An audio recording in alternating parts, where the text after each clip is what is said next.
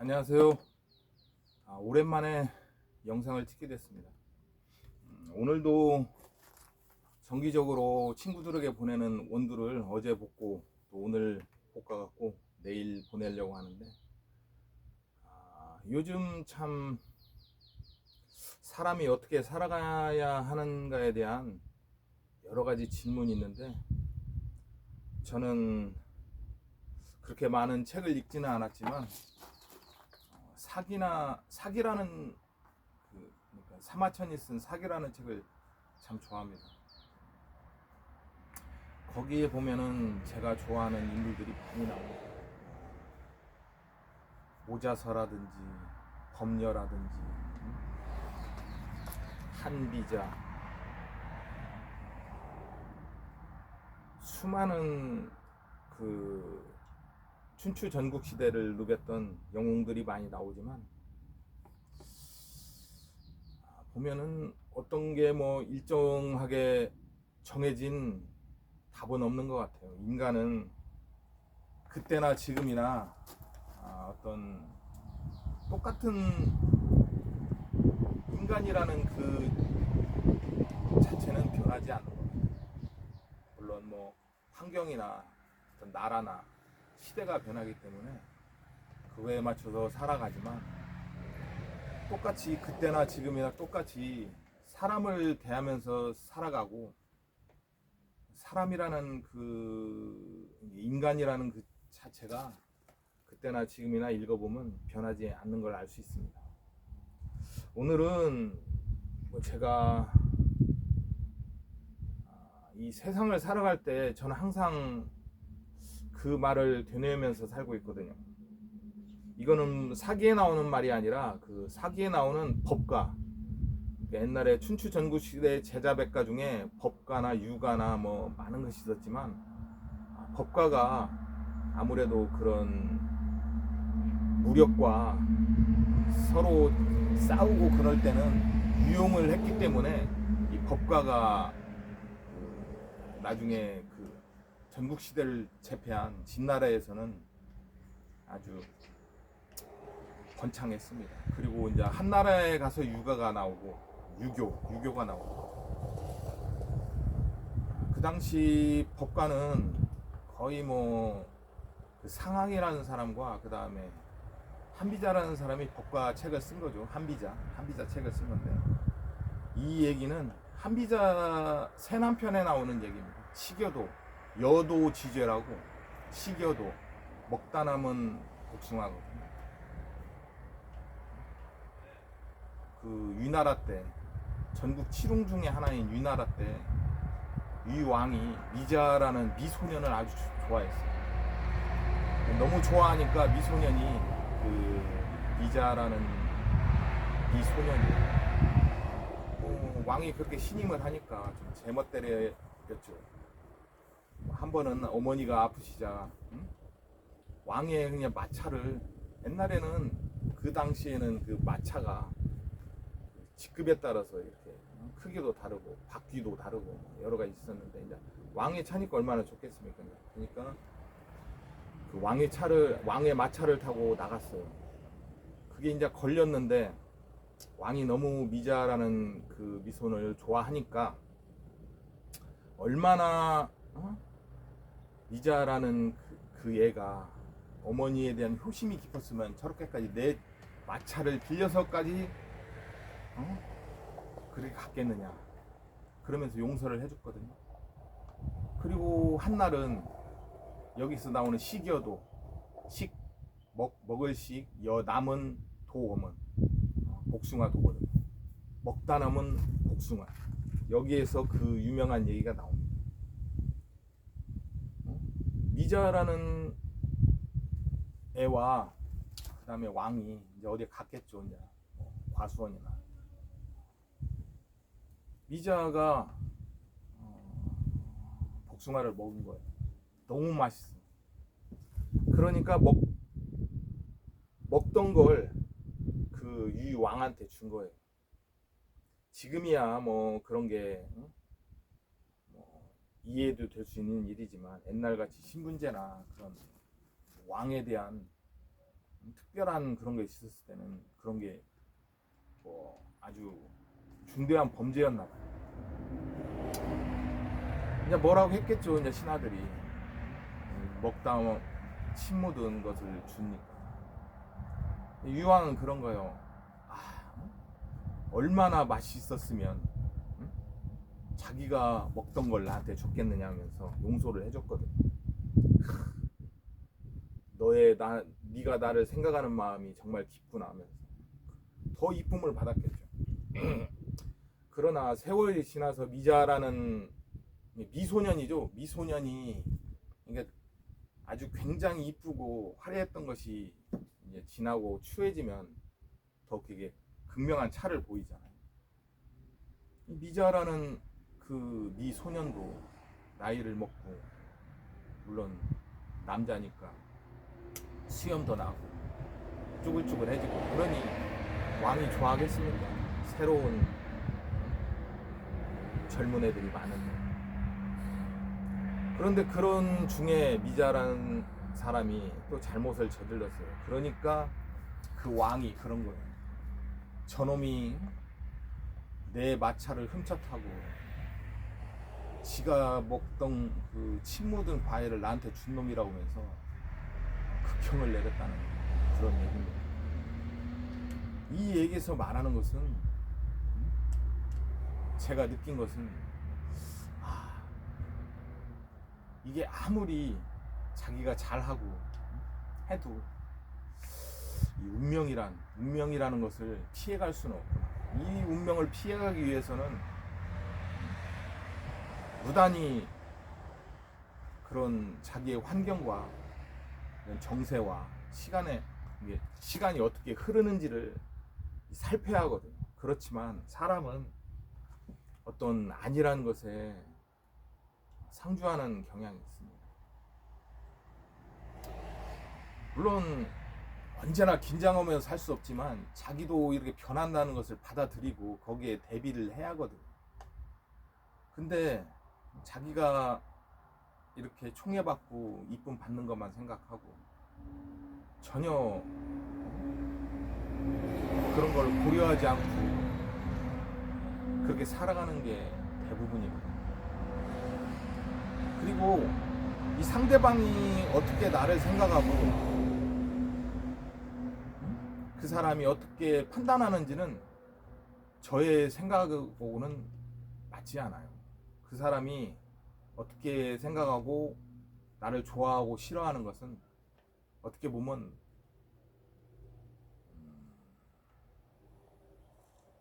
인간이 바꿀 수 없는 그런 영역이라고 생각합니다. 그 미자라는 그 미소년도 그렇게 이쁨을 받았고 했을 때, 내가 이게 이제 늙어갖고 이렇게 볼품없게 됐을 때는 어떤 취급을 받는가 정도는 알고 살았으면은 그 사람도 그렇게 비참하게 말년에 그러지 않았을 텐데 라는 생각과 함께 어떻게 알겠어요. 그 사람이 그 왕이라는 존재가 자기한테 그렇게 할 줄을 어떻게 인간이 판단을 할 수 있겠습니까? 그 운명과 그런 환경에 따라서 변하는 모든 것을 다 계산해서 대비할 수는 없다고 생각합니다. 지금은 돌아가신 그 신해철이라는 가수분을 제가 너무나 좋아하는데 그분의 뭐 노래도 너무나 좋아하지만 그분이 말했던 게 있어요. 인생은 운이 거의 대부분 다라고. 그런데 이제 그 사람의 운명에 타고난 그런 거죠. 근데 사람들은 그 운명으로 성공한 사람들은 항상 그러거든요. 사람들한테 내가 성공한 것을 이건 다 운이다라고 말하면 자기의 면이 안 서고 자기의 위대함이 드러나지 않거든요. 그렇기 때문에 항상 자기가 어떻게 해서 성공을 했다는 것을 구체적인 사례 그런 걸 보여줘야만이 사람이 운으로 어떻게 다 성공할 수 있냐고 생각하기 때문에 그런 식으로 이렇게 어떤 그런 뭐 전기나 인터뷰를 한다는 그런 말을 들었습니다. 그러듯이 그러면 운이 없는 사람은 어떻게 사냐? 그런 성공하지도 못하고 그런 사람은 살 필요가 없겠네 라는 말도 할 수 있지만 그런 건 아닙니다. 운이 없는 사람은 그 나름대로의 또 운이 있습니다. 뭐 왕이 되고 어떤 크나큰 부자가 된 것만이 성공은 아니지 않습니까? 그렇기 때문에 살다 보면은 어느 정도 자기에게 그런 특징이 보일 거예요. 과거 제가 10년 동안 여기 시골에 내려와서 경비를 쓴 적이 있습니다. 10년 동안. 그런데 거기서 만난 두 분은 항상 이렇게 제가 이제 경비를 쓰니까 이게 출퇴근할 때 저를 대하는 태도가 있었거든요. 한 분은 제가 뭐 그분들이 어딜 가는지 뭐 알 필요는 없잖아요. 올 때만 뭐 적고 이렇게 하는데 항상 그분은 어딜 갈 때마다 저는 어디 간다, 자기는 어디 간다고 저한테 말씀을 하시더라고요. 그래서 제가 한 번은 다른 분한테 물어봤어요. 왜 저분은 뭐 저런 자잘한 것까지 저한테 말씀을 하시냐 그렇게 물어봤는데 다른 분이 말씀하시기는 항상 그분은 어디 갈 때마다 그분을 찾는데 그리고 이제 그런 걸로 걸리고 고초를 좀 겪은 것이 많기 때문에 그게 몸이 밴 거예요. 그게 이제 자기를 지켜나가는 하나의 방법이죠. 근데 그렇게 말씀하셨던 그분은 너무나 운이 좋은 거예요. 이렇게 뭐 와도 그분한테는 피어가고 이렇게 좀 생각 없이 막 이렇게 하는 것 같은데도 이 모든 그런 고초에서 잘 비켜가면서 살더라고요. 한 번은 이렇게 뭐 점심을 먹고 반주를 했는데 두 분이 근무하셨는데 한 명은 근무를 하고 그분은 이제 좀 술을 많이 마셨기 때문에 숙소에서 자고 있었어요. 근데 이제 그 기계를 그때 이렇게 좀 갈아가지고 그거를 점검하러 본사에서 높은 분이 왔는데 그래서 이제 그분이 자기 들어가기 전에 저한테 이제 누가 오면은 연락을 해달라고 했거든요. 그래서 이제 저는 그분이 오니까 제가 좀 막 안달이 나고 막 이렇게 급박하게 해서 그분한테 계속 전화를 했는데 전화를 안 받는 거예요. 그리고 모니터로 보니까 그 사람들이 막 그 기계에 대해서 한 분이 설명을 하고 그 높으신 분이 뭐 이렇게 브리핑을 받고 막 그러는데 저는 이제 거기서 움직일 수 없으니까 계속 전화로만 했죠. 그런데도 자고 있었나 봐요. 술 취해서. 그리고 이제 그분이 이제 높으신 분이 가고 내가 이제 간 후에 거기서 가서 숙소에 가서 왜 이렇게 전화를 안 받냐? 누구누구 와서 이런 긴박한 사항이 있었다 그랬는데 아주 태평하게 그래? 그런 일이 있었어? 막 그러더라고요. 그래서 너무 허탈해갖고 웃었던 적이 있는데 항상 그분은 그랬어요. 무슨 일이 있어도 피해 나가고 그래서 항상 저는 그때 이제 과장님이었는데 과장님은 참 너무나 운이 좋으신 것 같다고 모든 일이 이렇게 어떻게 잘 피해 나가냐. 근데 이제 물론 그분한테도 이제 다른 약점이 있겠죠. 이렇듯이 사람들은 살아가다 보면 자기의 이렇게 내가 뭐 재물운이 있다 뭐 그런 게 어느 정도는 자기 자신이 파악을 할 수 있어요. 근데 그것을 넘어서서 그런 자기의 어떻게 되면은 맞춤형 운이 있는데 그걸 벗어나서 너무 과도한 행동을 한다든지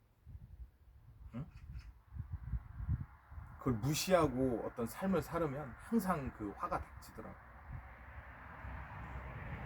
그건 처음에는 알 수 없죠. 그러니까. 근데 이제 어느 정도 한 40대쯤 되면은 자기가 어떤 사람이고 어떤 좀 내는 잘하고 운이 있다는 것을 압니다.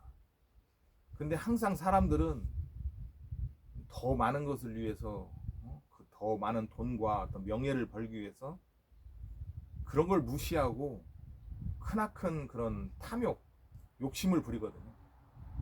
그런 데에서 아무래도 큰 화가 닥치지 않나 그렇게 생각해요. 아까 시교도에서 그 미소년도 그런 걸 알고 미리미리 좀 대비를 했으면 자기 운명도 바꿔지지 않았을까.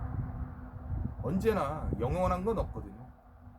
영원한 건 없고 인간의 수명도 영원하지 않기 때문에 그걸 좀 받아들이면서 살아야 하는데, 항상 저도 그렇게 안 살으려고 하지만 사람의 욕심은 정말 끝이 없는 것 같습니다.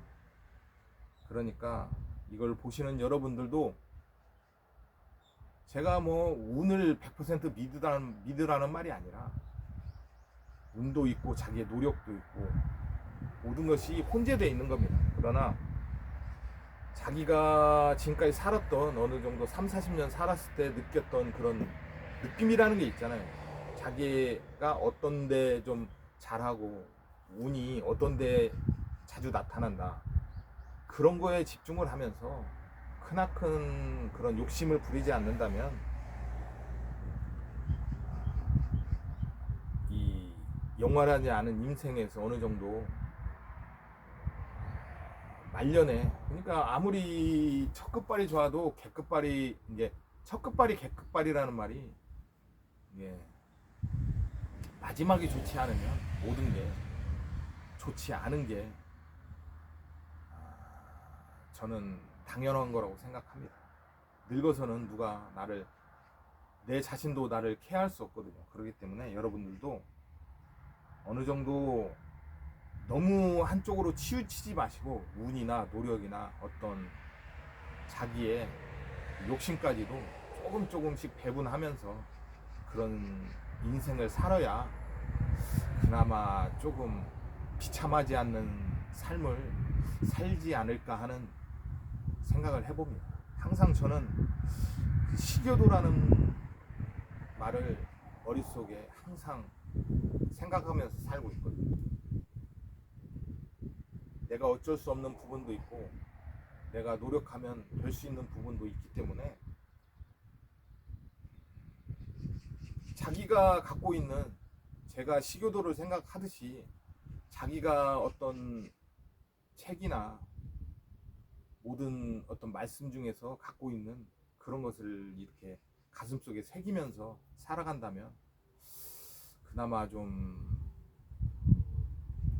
틀리지 않는 인생, 실패하지 않는 인생을 그나마 살지 않을까 하는 생각에서 오늘 이 말씀을 드려봅니다. 너무나 좋은 날씨고요. 그러나 좀 밤에는 춥더라고요. 감기 조심하시고 건강하게 이 여름의 끝자락을 보내시길 바랍니다. 감사합니다.